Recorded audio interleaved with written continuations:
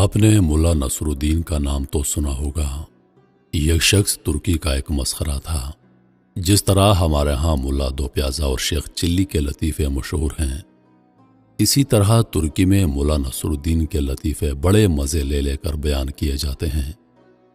کہتے ہیں ملا نصرالدین یوں تو نہایت عقل مند اور عالم فاضل شخص تھا، مگر لوگوں کی اصلاح اور تفریح کے لیے بے وقوف بنا رہتا اور ایسی حرکتیں کرتا کہ لوگ ہنس ہنس کر لوٹ پوٹ ہو جاتے۔ ملا نصرالدین کے پڑوس میں ایک مالدار یہودی رہتا تھا جو اتنا کنجوس تھا کہ کبھی کسی غریب اور محتاج کو ایک پیسہ نہ دیتا۔ ملا نے کئی مرتبہ اسے سمجھایا کہ خدا نے تمہیں دولت عطا کی ہے، اسے غریب اور مفلس لوگوں پر خرچ کیا کرو، لیکن اس نے ملا کی ایک نصیحت نہ سنی۔ آخرکار ملا نصرالدین نے اسے سزا دینے کے لیے ایک ترکیب سوچی۔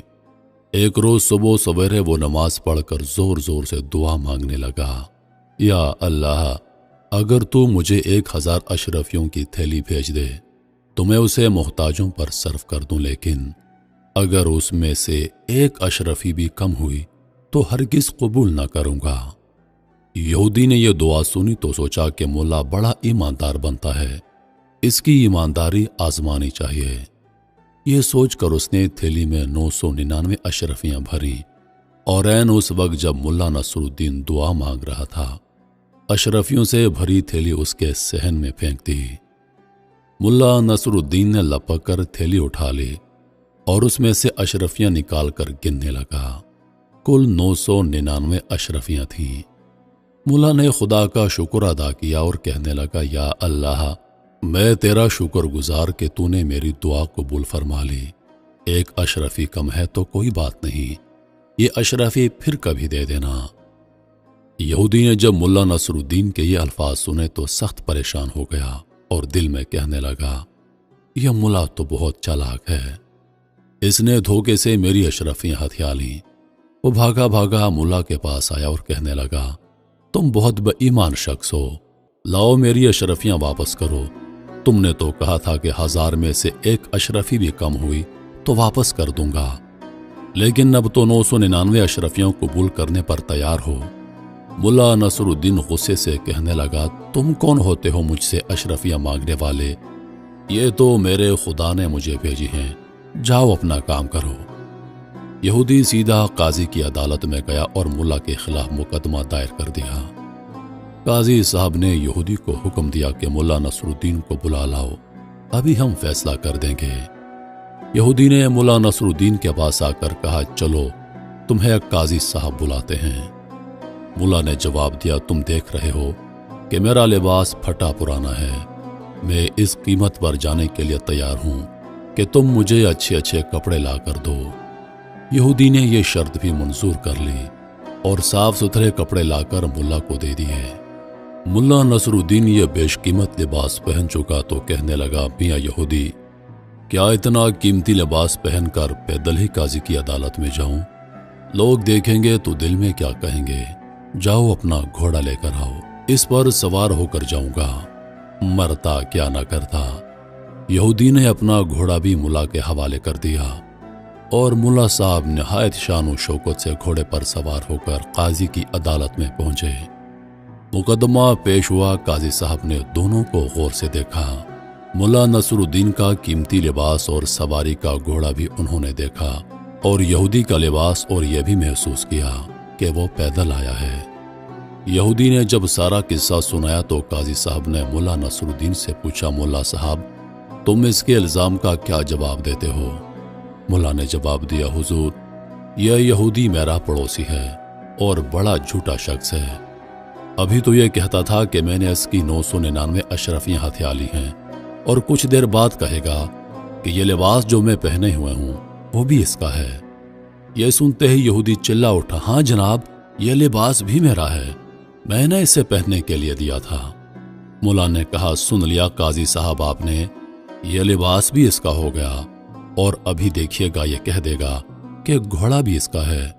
یہودی غصے سے چیخ اٹھا، ہاں ہاں حضور، یہ گھوڑا بھی میرا ہی ہے، ملا نے مجھ سے سواری کے لیے مانگا تھا۔ قاضی نے جب یہ باتیں سنی تو یہودی کو ڈانٹ کر وہاں سے نکال دیا اور مقدمہ خارج کر دیا۔ یہودی روتا پیٹتا ملا نصرالدین کے گھر پہنچا اور اس کی بڑی منت سماجت کی۔ ملا نے اس قیمت پر اس کی اشرفیاں لباس اور گھوڑا واپس کیا کہ وہ آدھی اشرفیاں غریبوں میں بانٹ دے گا اور آئندہ بھی نادار لوگوں کی مدد کرتا رہے گا۔ ملا نصرالدین کے گھر میں بیری کا ایک درخت تھا جس پر بڑے میٹھے بیر لگتے تھے۔ وہ انہیں دیکھ دیکھ کر بڑا خوش ہوتا اور بڑے فخر سے کہا کرتا کہ ساری دنیا میں اتنے بڑے اور میٹھے بیر کہیں نہیں ہوں گے۔ ایک روز اس نے اچھے اچھے بیر چھان کر ایک تھالی میں سجائے، تھالی سر پر رکھی اور بادشاہ کے محل کی طرف چل دیا کہ جا کر اسے تحفہ دے دے۔ راستے میں بیروں نے تھالی کے اوپر لڑکنا اور ناچنا شروع کر دیا۔ ملا کو بار بار تھالی کا توازن درست کرنا پڑتا، مگر بیر تھے کہ نچلے نہ بیٹھتے، کبھی ادھر کو لڑکتے تو کبھی ادھر کو۔ ملا بیروں کی شرارت سے تنگ آ گیا اور ایک جگہ رک کر کہنے لگا، کم وقتو، اگر تم نے ناچنا اور لڑکنا بند نہ کیا تو میں تم سب کو ہڑپ کر جاؤں گا۔ یہ کہہ کر اس نے ایک مرتبہ پھر ترتیب سے بیروں کو رکھا اور تھالی سر پر رکھ کر آگے چل پڑا، لیکن بیروں نے پھر تھرکنا شروع کر دیا۔ اب تو ملا کو بڑا تیش آ گیا، راستے ہی میں ایک درخت کے نیچے بیٹھ گیا اور کہنے لگا، اچھا کم وقتو، تم یوں نہ مانو گے، لو اب تماشا دیکھو۔ یہ کہہ کر اس نے ایک ایک کر کے بیروں کو کھانا شروع کر دیا۔ جب ایک بیر باقی رہ گیا تو ملا نے اس سے کہا، اگر تمہیں ایک موقع اور دیا جائے تو کیا خاموشی سے چلو گے؟ بیچارہ بیر اپنے ساتھیوں کا حشر دیکھ چکا تھا، اس لیے وہ چپ چاپ تھالی میں پڑا رہا اور ملا نصرالدین اسے لے کر بادشاہ کے دربار میں پہنچ گیا۔ اس روز بادشاہ سلامت کا موڈ بہت اچھا تھا۔ انہوں نے ملا نصرالدین کا تحفہ مزے لے لے کر کھایا اور خوب تعریف کی۔ پھر ملا نے بادشاہ کو دلچسپ لطیفے سنائے جنہیں سن کر اس کے پیٹ میں بل پڑ گئے۔ شام ہوئی، ملا نے رخصت ہونے کی اجازت طلب کی۔ بادشاہ نے اس کی تھالی ہیروں جواہرات سے بھر دی اور ملا ہنسی خوشی گھر آ گیا۔ ایک ہفتے تک وہ بڑا خوش رہا۔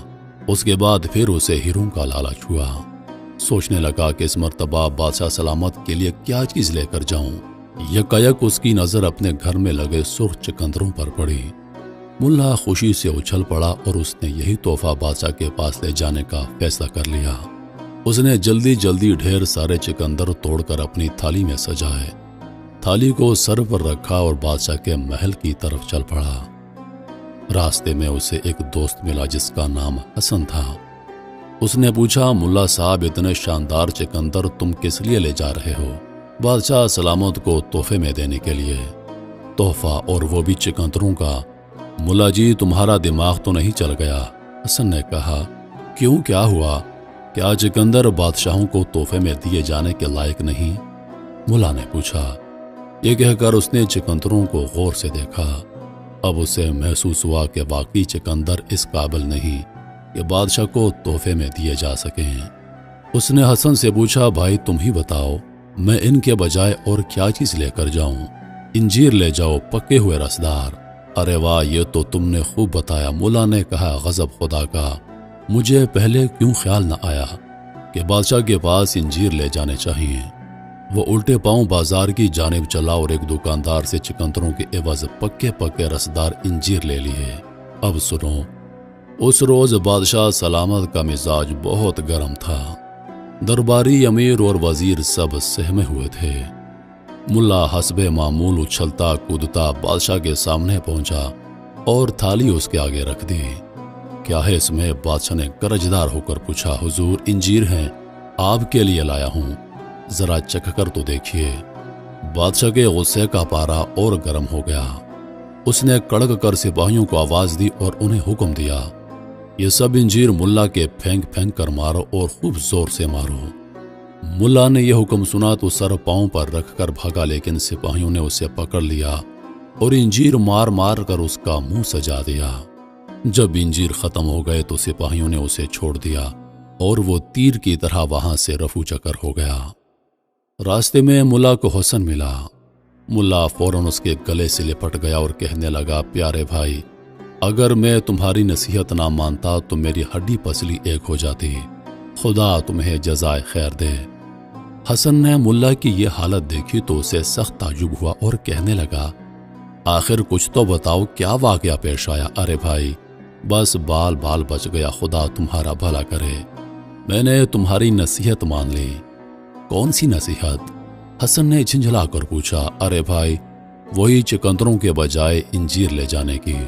اف خدایا، اگر میں وہ بڑے بڑے لوہے جیسے سخت چکندر لے جاتا اور بادشاہ کے سپاہی وہ مجھ پر پھینکتے تو سچ مانو میرا تو کچھ عمر نکل جاتا۔